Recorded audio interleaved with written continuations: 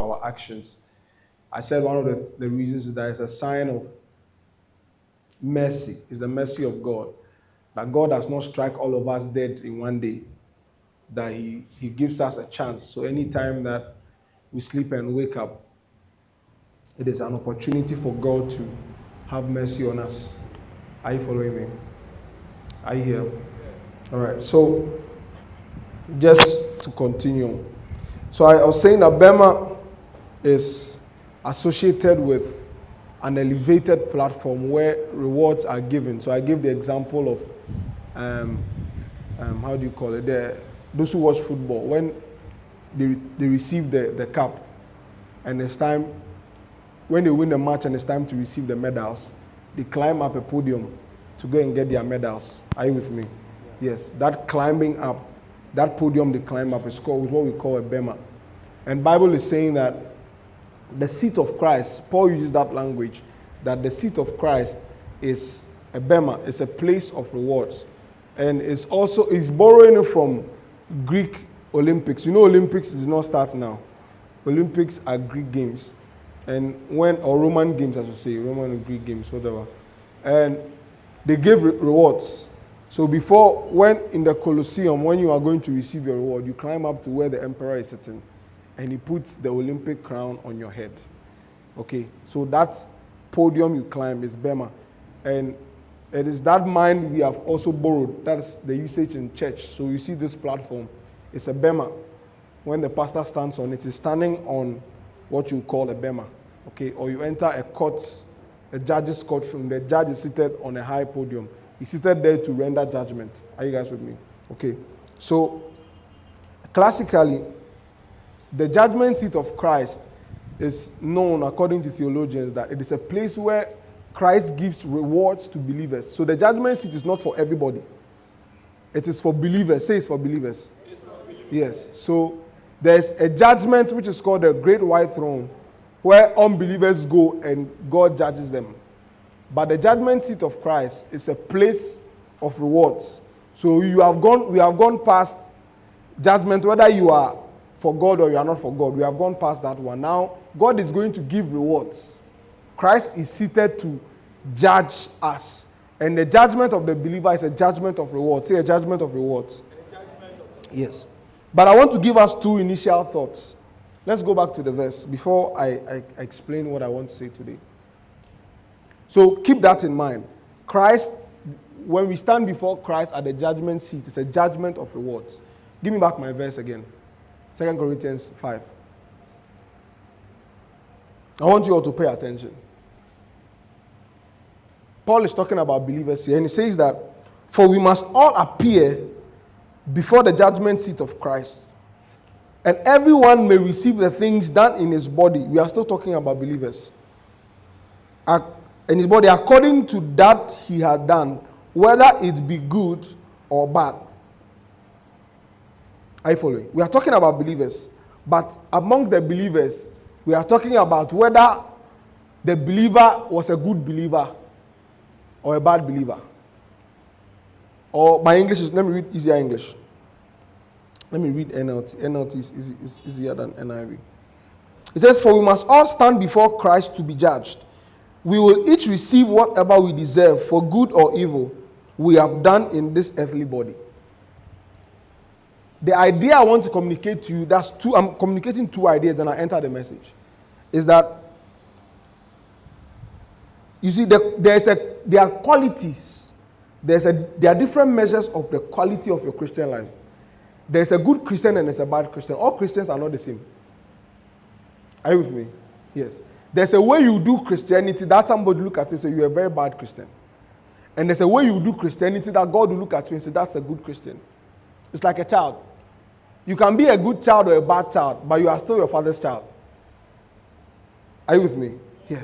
So the Christian work we are doing, there are qualities. Say there are qualities. There are levels of qualities to the same. All Christians are not created equal. I want to borrow the words of Animal Farm, George Orwell. All animals are created equal, but some are more equal than others. All Christians are created equal, but some are more equal than others. Yeah. You may think that, oh, we are all coming to church, we are all the same. In the eyes of God, there's a form of Christianity you will do, which is bad Christianity, and there's a form of Christianity you will live, which is good Christianity. And oftentimes, the two people who are going to judge is the world and God. The world can look at you and say, because of you, this is your Christianity, I don't believe it. One of the greatest reasons for people not coming to church or believing in Christ is the people who claim to believe in Christ. Famously, Mahatma Gandhi says that, forgive me, Mahatma Gandhi says, I like your Christ, but I don't like the Christians who bear the name of the Christ, of your Christ. Something like that, I'm paraphrasing. But it's a very famous quote of Mahatma Gandhi. Gandhi says, I like your Christ and his principles, but I don't like the people who bear the name of Christ. And that guy was an unbeliever. He was not a Christian. Okay, so there is a way you can live the Christian life and you will be a bad Christian. In the eyes of God, though you are a Christian, you are still a bad Christian.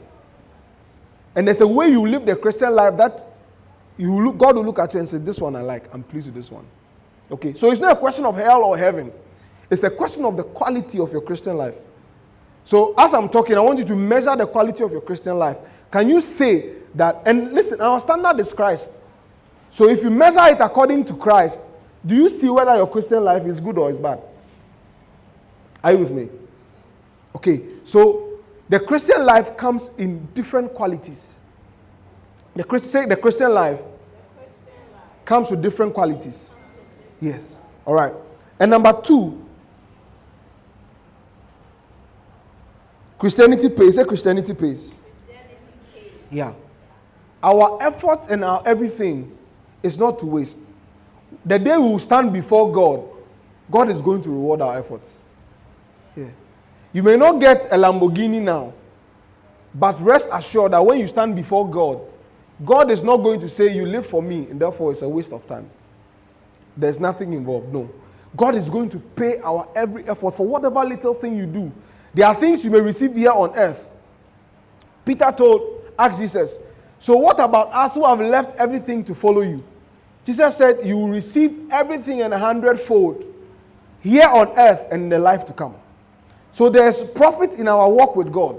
And oftentimes the way we behave as if Christianity is not a profitable venture if it was a business. Yeah.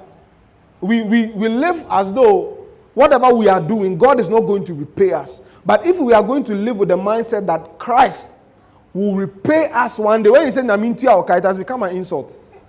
When somebody says Naminti Aoka, then you are angry.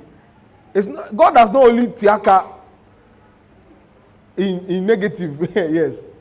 God tiaka positively. Yeah. So when somebody says Naminti Aoka, if you know you have not done anything bad, you should be happy. Yeah. Hebrews. He's a rewarder of those who diligently seek him. God is a rewarder. So he is going to reward us now, and he's going to reward us in eternity when we stand before him. Your actions are going to come. He said he's going to give us such as we deserve. Such as we what? Deserve. Yeah. So after you have worked for 1 month in your company pays you as you deserve. Your company pays you as you deserve. It's the same when you stand before God. God is not going to say, my boy, you didn't do anything, but let me dash you something. No. It's as you deserve. So Christ is going to pay. That means that our faith is a profitable faith. Yeah. I'm tempted to use this example. How many of you know Pascal? Bless Pascal. I'm not saying Pascal in your class, but science. Atmospheric pressure is measured in Pascal. No. Those who did science. PA. Yes. Pascal was a scientist, but Pascal was also a Christian. And Pascal told, one of his friends asked him that, ask him a question. His friends were gamblers, but he was not a gambler. They liked to bet. Yeah. And one of them asked him a question. And whilst he was answering the question, he referred the question back to the Christian life. And he said that You know that believing in God is like this gambling thing you're asking me. And this is what Pascal is the father of probability theory. So when you do probability in school, he's one of the people who brought those things. And he said, imagine there was a coin toss at the edge of the universe, heads or tails. None of us are there. Right? Let's say heads for God, tails for there's no God. And I ask you to pick one. Which one will you pick? And he gave the guy a reason. He said, if you pick God, if you say that God exists, and you find out that God, when you die, you find out that God does not exist, you've not made a loss. Are you with me? Yes. But if you say God does not exist, and you go and find out that God exists, yes, the eka is great. But if you say God exists, if you toss the coin and you choose that God exists, and you go and find out that God exists, the benefits are chow. So he told his friend, if I were you, I will bet on God. Do you understand? And that's the logic, that when you bet on God, there is profit after the bet. Do you understand? So believing in God or working with Christ is a profitable venture, because when God sits down one day to judge, he's going to reward. Amen. Now let's continue. Those are my two initial thoughts. Now let's look throughout the verse. He said, for we must all appear. I want to break it down bit by bit. I don't know if I can finish. But if I don't finish, let's see. Paul says we must. Say we must. We must. The first thing you should know down is that the judgment seat of Christ, all of us will. It's a must. There are no exemptions. It's not a God who change his mind. No. It is a must. Yeah. Or there are no excuses. You can't give an excuse to escape. No. Like the way Ghana is looking for some politician, he's saying that he's not feeling well, he won't come. Yeah, you can't give excuse. You can't give excuse. God, it's time to judge. So, God, I can't come. Give me small time. No. It is a must. And there's no escape. You can't hide. Are you with me? Yes. The day we stand before God, nobody can hide. There's no reason you can give to say that I won't stand before God. Everybody will stand before God. There was a Nigerian politician, I don't know.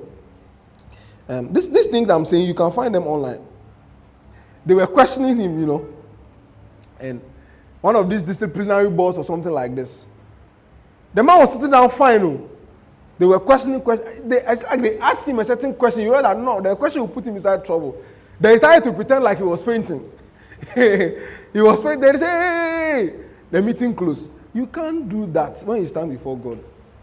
You can't faint. Oh, Charlie, give him ice cream. Let him. No. You can't do that. It is a must. Say it is a must. The judgment seat of Christ, for whatever action we have done, it is a must that we will stand before God, and the quality of our Christian life will be tested. He said we must all, say all. And that means that every caliber of person, big, small, short, rich, poor, there's no bribe. You can't say, God, me, I'm too educated for this type of things. No. All men, from beginning of time, the first Christian to the last Christian before God comes, we will all stand before God and we will account. So God, me, I'm too small. No. There's nothing like I'm too small. So that is why I find it strange that we want to exempt children from serious Christian life. It's not true. I had a story. No, it's not a story. It's something that happened. I've not verified it, but I've not heard anybody say anything against it. So let me just tell you. Even if it's not a real life thing, it is a good story to learn from. Nescafe wanted to, how do you call it? Enter the Korean market. I think Korean market with coffee. Is it China or Korea? One of these Asian countries. But they were not used to drinking coffee. They are tea drinking people. So they tried, they failed. And somebody advised them that they have a developed taste. You can't just enter and say, I'm giving you coffee. No. You must devise a way to train them to like the coffee. So they pulled out and they started making coffee flavored candy for children. So they started flooding the market with coffee-flavored things for children. So before that generation of children grew up, they had developed a taste for coffee and they entered the market with their coffee. That's how the Christian life is. When you start it as a child, you develop a taste for it as you grow up. And that is why this is the time you are supposed to know God. So Solomon in his wisdom says that remember your Creator in the time of your youth. This is where you develop tastes. And if you don't develop this taste now, you may be a Christian all right, but you be an unprofitable Christian. And the day you stand before God, you will not have nothing to show for it. And if you were to do, now people are looking for people with experience, 10, 20 years and things. So an experience, the longer the experience, it means that the more opportunity to do more. Do you guys understand the point I'm trying to make? Yeah. So if we are able to walk with God for long, we have an opportunity to do more so that we'll have something to be rewarded for. Don't wait till you are 60. How much can you do at 60?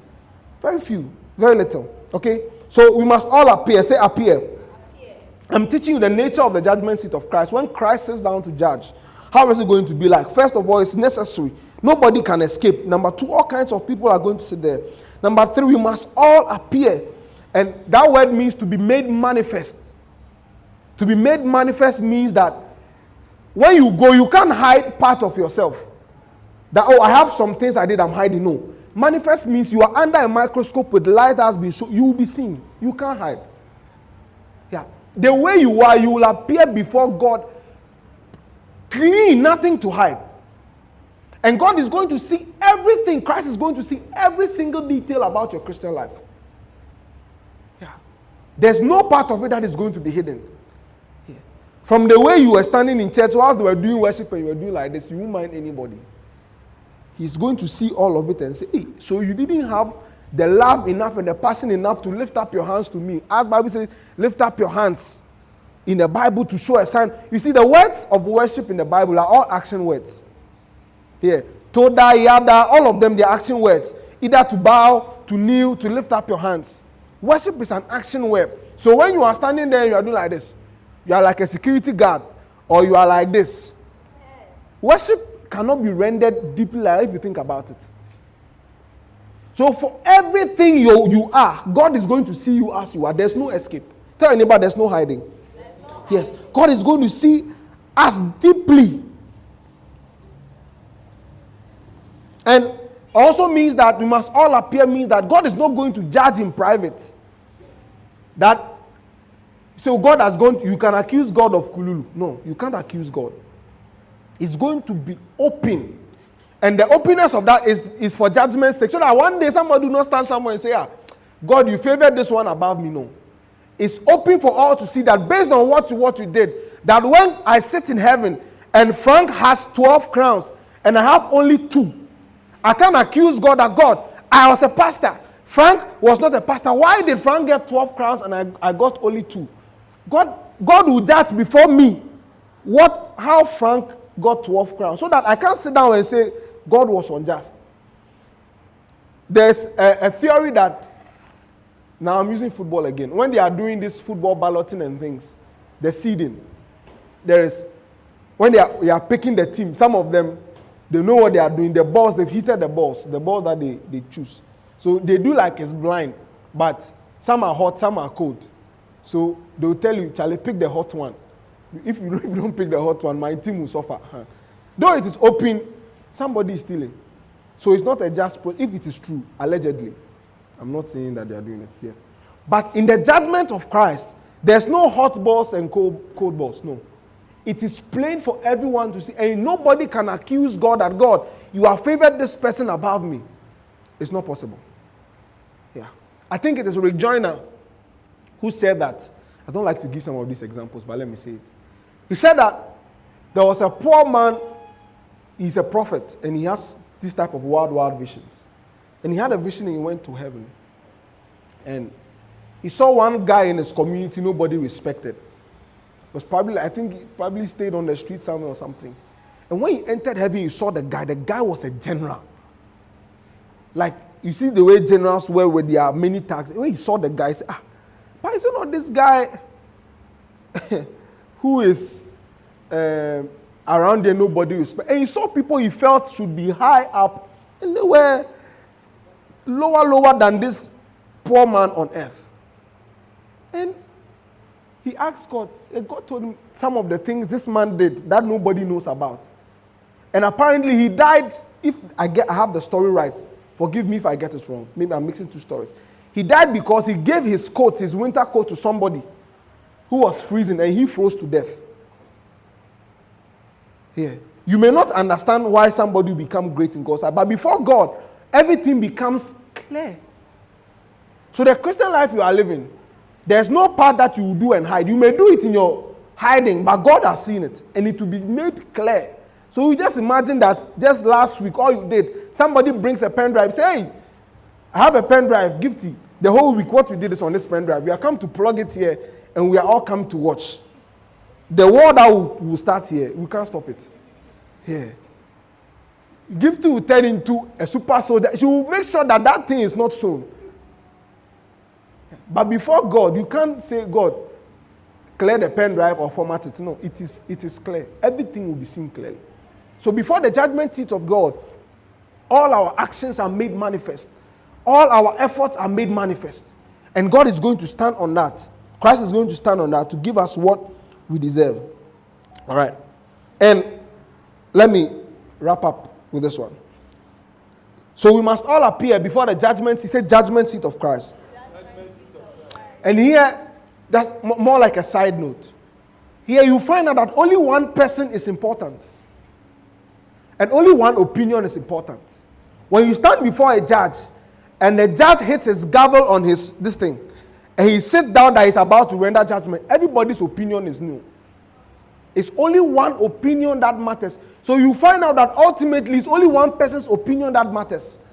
This life that we are living to make sure that is Sibyl pleased with me? Is Gifty pleased with me?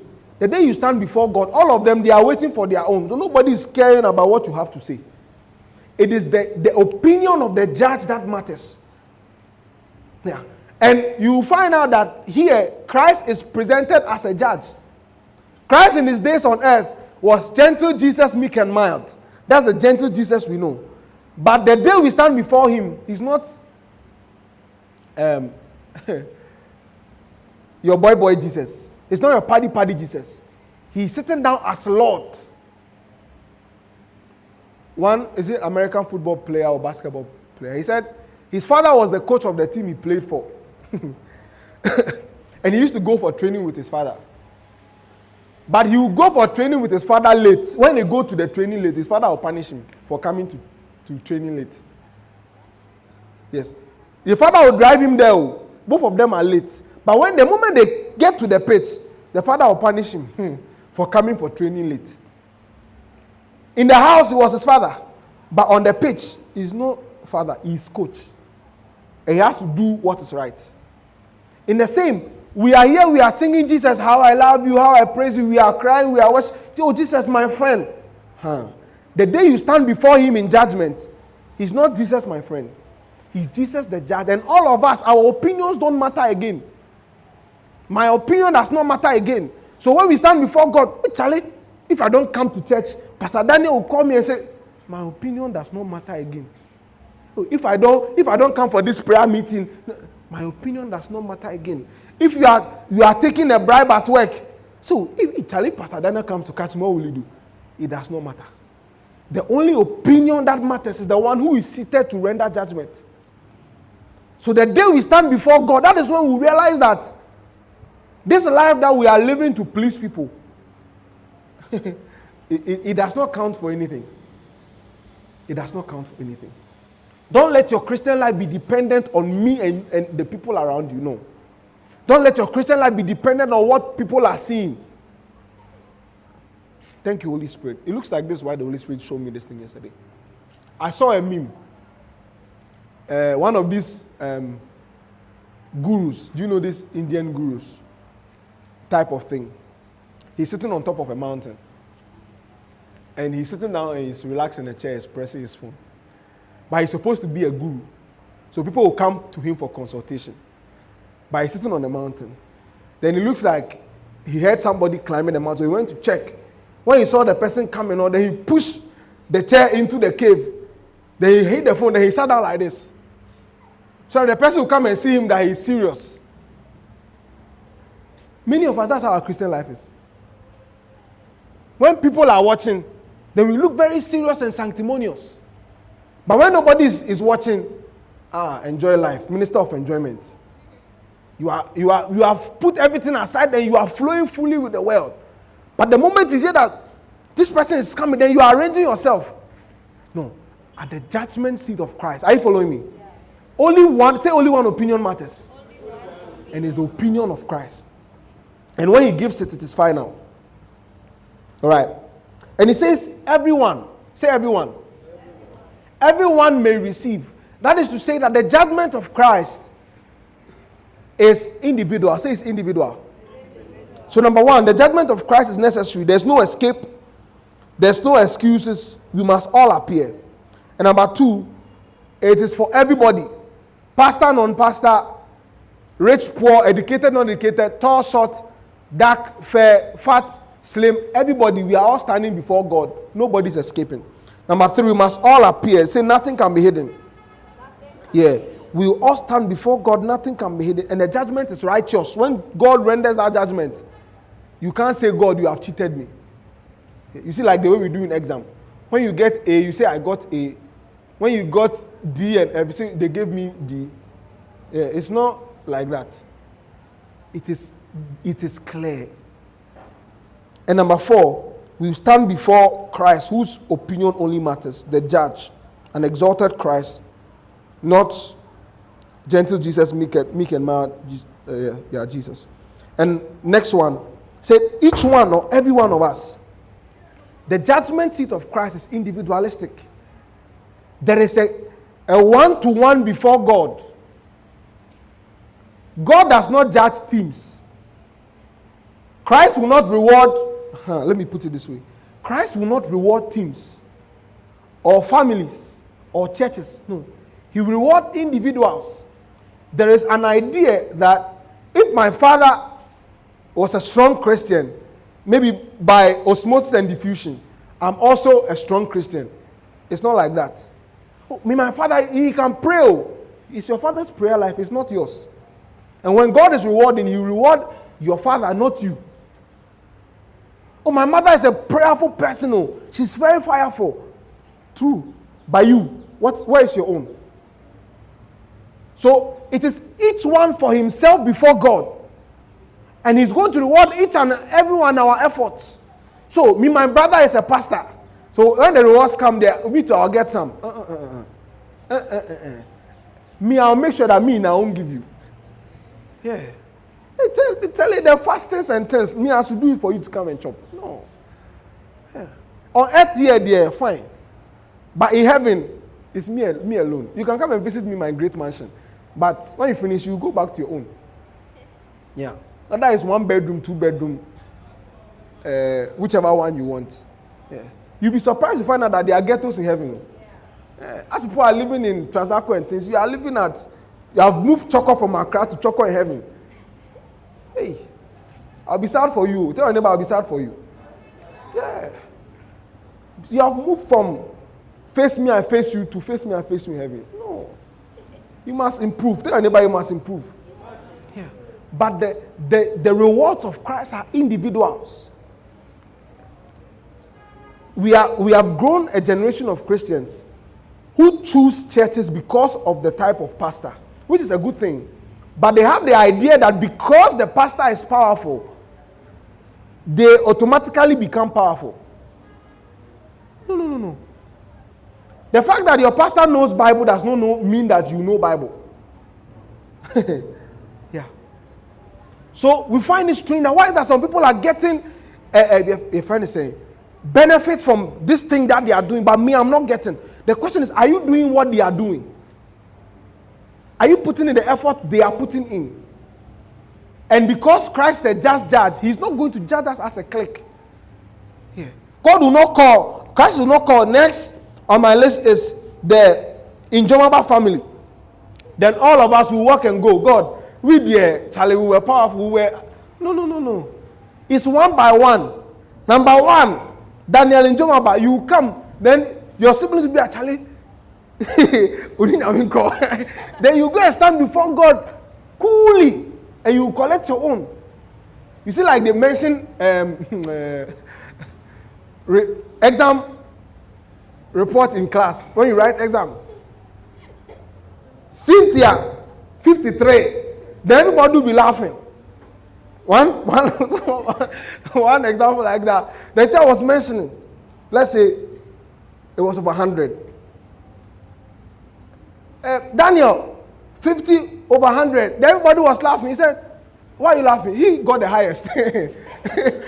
Why are you laughing? He got the highest. So you should think about yourself. Hey, that's how it will be. So K 70%. Then you go and collect it. So then you'll be wondering, hey, K got 70. Me, what will I get? It will be, he has collected, he's gone. It's left with you. So the judgment seat of Christ, the rewards of Christ are individual. So that is why you must press in to make sure that your Christian life, you make it proper for yourself. When I say pray, it's for yourself. When I say fast, it's for yourself. When I say join the choir, it's for yourself. Because God is going to reward you based on that. Yeah, God is, you see, in our natural minds, we know how to work overtime to receive extra from our bosses and things. But we seem not to understand that when it comes to God, we can also work overtime to receive from God. Because last, it is what we deserve is what we are going to get. So the judgment of Christ is individual, not affiliation, not your pastor, not your community. Oh, I live in a Christian country. One of the sad things that is happening to European countries, let's say America, for example, is that when you ask them, what are you? So I'm a Christian. Why are you a Christian? Because I'm not a Muslim.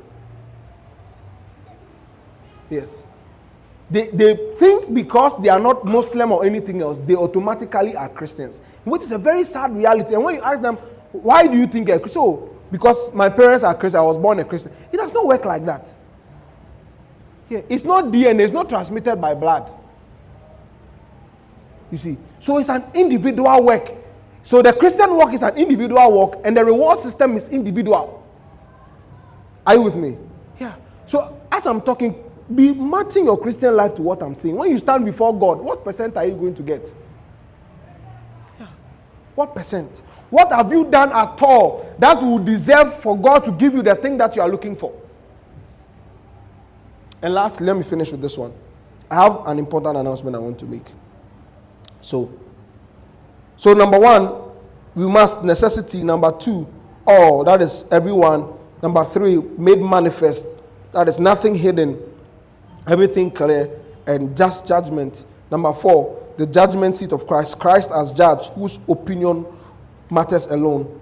Number five, everyone individual. The judgment seat of Christ, the reward system of Christ is for every individual, not family, not group, not church. And let me add this. This is it zealousness or for denominations? Oh, me, I'm original word. I'm this one. It's good though, but at a point you make it look like if you don't come to our church, you won't go to heaven. Yeah. Unfortunately, it has become like that. My church, if it's not my church, there's no other church. And that's a sign of a cult, often. But that's for another day. And lastly, each one will receive. Say receive. According to what he has done. Or say receive. According to what I have done. So lastly, the judgment seat of Christ, the rewards of Christ, is based on what we have done. It has a direct correlation to how we live our Christian lives. Okay. Say rewards comes in sizes. Say rewards come in sizes. That means if Christ is going to reward us based on what we have done, that means the rewards are going to vary. The size and the quality of the rewards Christ is going to give each and every one of us is going to vary. When we start, we are all the same in salvation, but we are not the same in rewards. The day we stand before God and Christ is rewarding, And you find out that even on earth here, the rewards that Christ gives, they are not the same. They are different. So the day we stand before him in judgment, everybody's reward is going to be different. So don't be tell your neighbor, don't be surprised when I get a bigger reward than you. Or tell your neighbor, say, don't be surprised when I get a bigger reward than you. Yeah. Rewards always come in sizes. So don't be surprised. Don't be surprised. And what that means is that if rewards are going to be given based on what we have done, that means that some people too are not going to get rewards. Because they have not done anything deserving of rewards. If you write exam and you leave a blank sheet, it's 0 you are getting. Why should I give you 1 for writing your name? I know your name. Yeah, or 1 for writing your index number. We know. But it's the question I've asked you. Write the answer to it. If you don't know the answer, it's 0. Yeah. So what it means is that there are many believers who will walk through eternity and they are going to go enter heaven empty-handed. Bible says they are going to be saved by fire. I wish I brought that verse. I didn't want to look at it at all because if I bring it, it's going to extend the service. Yeah. He said that's Paul says that when we stand before God, the quality of our work is going to be tested. What it means is that it's going to be passed through fire, like we test gold. If you want to see gold is pure, if you want to purify gold, what do? You pass it through fire. The impurities come out, and the gold is left, and you are rich. Paul says, so the quality of your work, when we stand before God, is going to pass it through fire. And he says emphatically that if it is of gold, you are going to come out with gold. But if it is of wood or hay, it's going to burn to ashes. So you enter heaven empty-handed. It is not me saying it. This is Paul. I don't want to read the verse or else won't close. Yeah. So the works we are doing, we may all even be doing the same thing. But there's also a place for quality of the work you are doing. Are you guys with me? Yeah. There's a reason why when you go and buy iPhone and you turn on the phone and the phone is looking like iPhone. When you on it, they've written Samsung. You won't pay the original price or you won't buy, you leave it alone. Are you with me? The boys were laughing at one of their friends. His father bought him iPhone 15. I went to eavesdrop on their conversation. Yeah. And he started, before he unboxed the phone, he used his other phone to streak, or what did they call that thing? To take a picture of this one. And he was showing everybody, Charlie, iPhone 15 has arrived. He has not opened the box. So he finally opened the box. My friend started to use the thing. He said, the thing is from, it's not original, it is spoil. He went to hide the phone. Coolly, he didn't use the phone again. The quality of the thing determines how much you pay for it, right? The quality of your Christian work will determine how much God is going to reward you. So in place of the quantity, there's also quality. Yeah. You may be ushering, but the quality of the ushering, God is also watching it. So you come, God, I ushered for 10 years in church. Say, good. Now let's test the quality of the ushering. What time did you come to church to start the ushering? Then we will test that one. Then we'll test that when you were ushering, were you listening to preaching or you were on your phone? Do you see? When the people came, did you talk nicely to them or you were fighting with everybody at the gate? My friend, go and sit down. If you sit down, I'll slap you. We'll check all of those things. The quality of it. And based on that, according to that he had done. Let's read together. According to that he had done. Whether it be good or the quality of your work matters. So you can be a good Christian or you can be a Christian with bad works. And you can be a Christian with good works. And God is going to reward every one of them. And if you are going to take it literally, he's going to reward bad works. So he said there's no tears in heaven. You go and you collect lashes. Yeah, he said you were a bad Christian, come and lie down. You give you like 5 at your back and 6 at your buttocks. Before you go to heaven, you are crying. Yeah. You have entered though, but you have entered with tears. Okay, so the judgment seat of Christ is a place of rewards. And that will imply that as believers, we must make sure that our walk, is profitable. Make sure that you are doing something that you know you are doing for God. that God is going to see and say, based on this, I'm going to reward you. Yeah. Even in the place of prayer, many of us don't have something we can step on and say, God, because of this thing, remember me. Remember me, oh. Again, I'm telling you another story. I don't like sharing stories like this, but let me just add it for good measure. A man who's I heard the story of a man whose daughter died. They had a pool, and I think the child went to swim and the child died in the house. The man rushed. They got the child out of the pool, trying to resuscitate the child. And the man's prayer is, God, I am a tither. Remember me. Don't let this happen to me. God, you know that I pay my tithe faithfully. And the child came back to life. Whether it is true or not, I don't know. I was not there. But I'm saying that many of us don't have something we can stand on, something we are doing for God faithfully, that God will say, because of this, I remember you. Yeah. Many of the people who were great for God, God wanted to take everything from Solomon. He said, but because of your father, I won't take it away from you. What have you done that God can look at this and say, because of this? Yes. And because of how David served God, God says, because of the way you have said, I'm going to make sure that there's always somebody who is ruling your place. And through him, Jesus came. And Jesus' throne is an everlasting throne. And Jesus is sitting on the seat of David. That is why Jesus is called Son of David. Yeah. Why? Because of what David did. So your Christian life is a doing thing. Do something for God. Do something for God. Tell your neighbor, do something for God. So that God will reward you. Now my announcement, I'm closing. Please give me my flyer. Maybe you can end the stream here. I want to show us something. At the end